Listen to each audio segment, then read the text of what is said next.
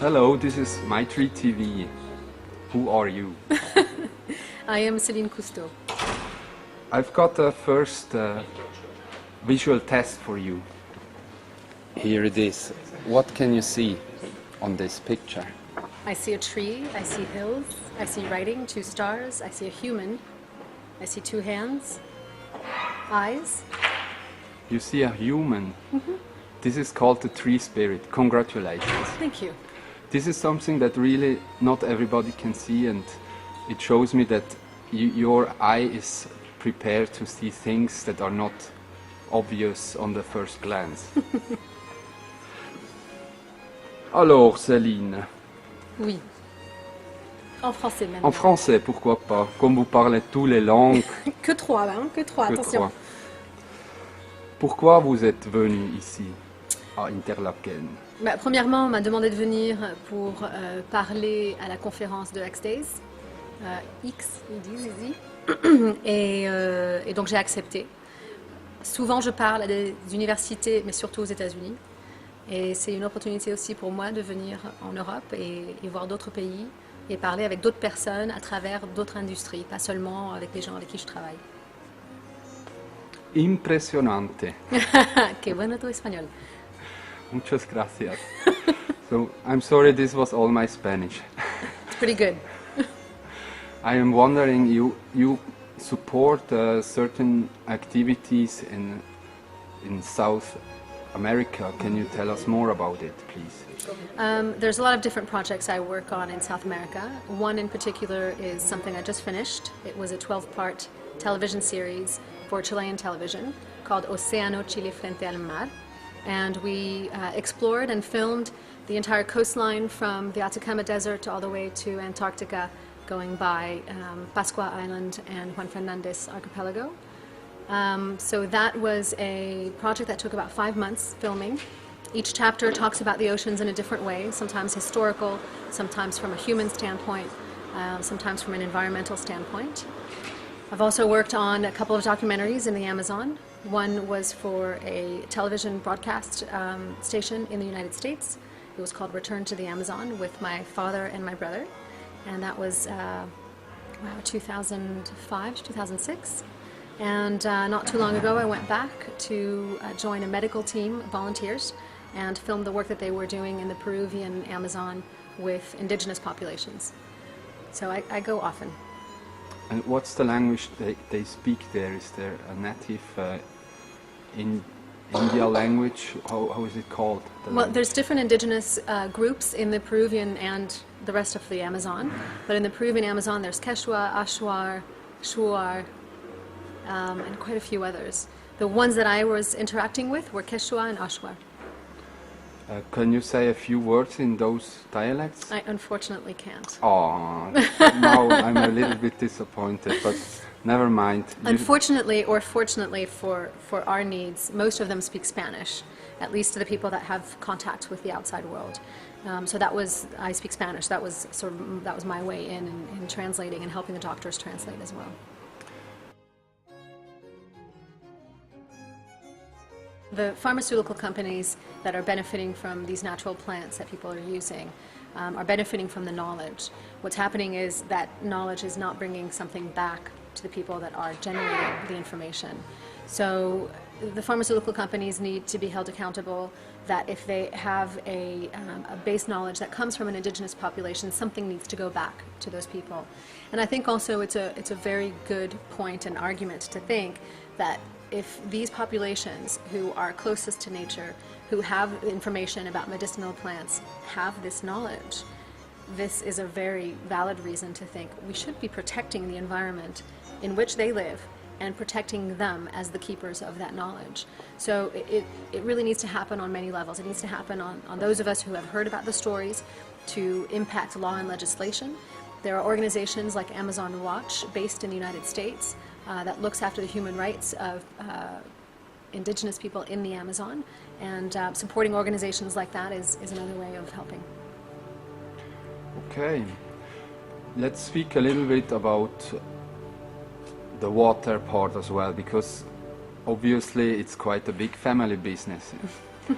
I mean, in your opinion, is there more to discover in the water or on land? Wow.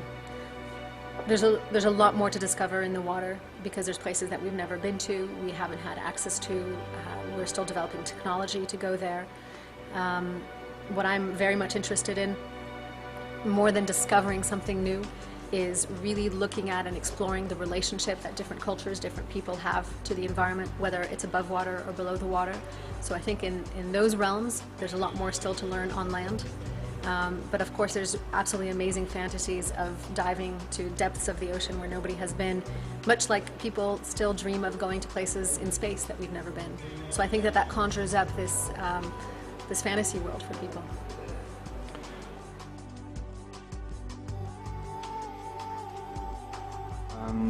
If you could plant a tree, where would that be? Did you already plant any trees? I've planted a lot of vegetables. The first place that comes to mind is Uganda. Not because I know of any project that's planting trees, but because I've been there and worked with a group, a small non-profit organization doing agricultural work there with local farmers. And I think, so many communities can benefit from planting a tree. I think importantly, in a lot of communities, if you could plant a fruit tree, if you can plant a tree that actually not just provides shelter, but also provides some kind of food resource, then that would be an added benefit as well. One big problem with the palm trees is that they are used all over in the nutrition as well as in the gasoline replacement industry, and I think it's not the right way just to plant palms that will destroy the land. Do you see a solution for this big issue?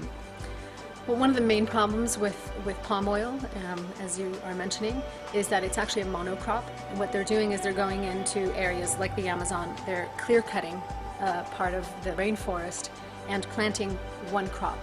And a monocrop never works.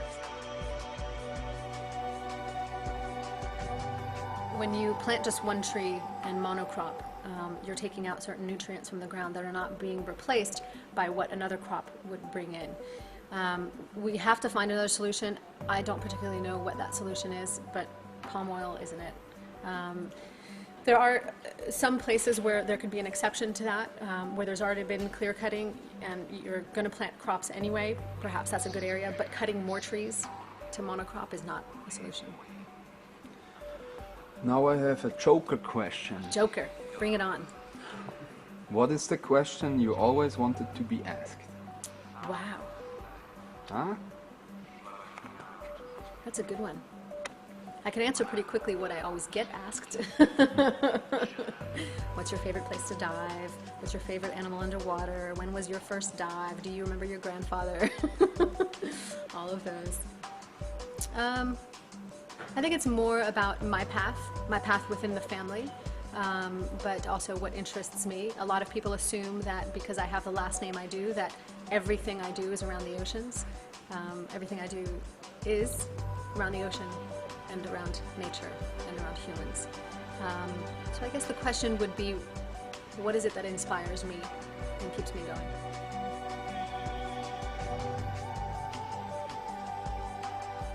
Other people. Truthfully. I have an opportunity to travel to a lot of places around the world, and I see a lot of sad stories of sick people who are sick, environments that are unhealthy, people who don't care about the environment, and then you find these gems, these stories of small nonprofit organizations or individuals who day in and day out are doing something to solve a problem. Whether it's an environmental problem, a social, cultural issue, they are there fighting that cause, and they're not asking for televisions to be filming, and they aren't doing it for money. They're doing it because they They love their environment because they love the people and because they want to fight for it. And that for me is inspiring. And I want to keep going out, helping support those causes and those people, no matter if it's in the ocean or on land. This brings me directly to the next question. We have the World Wildlife Foundation, we have Greenpeace. They do have quite a big amount for marketing. Why don't they work together? Do you have an explanation? Because actually they want the same. Yeah, I think all organizations start small, and they start with an idea, and they start with a personality, and that personality grows into a bigger entity, and that entity is defined by its roots. So you can imagine if let's take a tree, you plant a tree, you're going to want to care for that tree, and that tree is yours. You're going to want your tree to grow big and healthy. If somebody plants a tree next to you, they're going to want their tree to grow big and healthy, but sometimes at your expense, because those roots are going down for the same water source. That's what's happening, I believe, with organizations in general, is that you have these organizations that are sprouting from something small and a small idea into much bigger entities, and then you realize that you are vying for the same funding to do the same kind of work. But at the point where you are, you've already developed your strategy, you've already developed your personality, and that's what moves that engine forward. So water is the money, isn't it, in this picture? Yes. All right. But there's a big difference. You can't eat money, and you can't live off of it. And you need water for life. That's how it is. It is.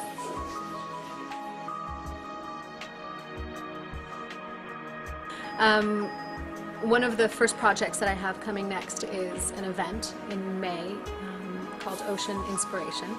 It's split between New York City on May 18th and Washington, D.C. on May 20th. It's a tribute to my grandfather's 100th anniversary, which would have been last year. And it's really about celebrating and recognizing and rewarding all forms of ocean advocacy.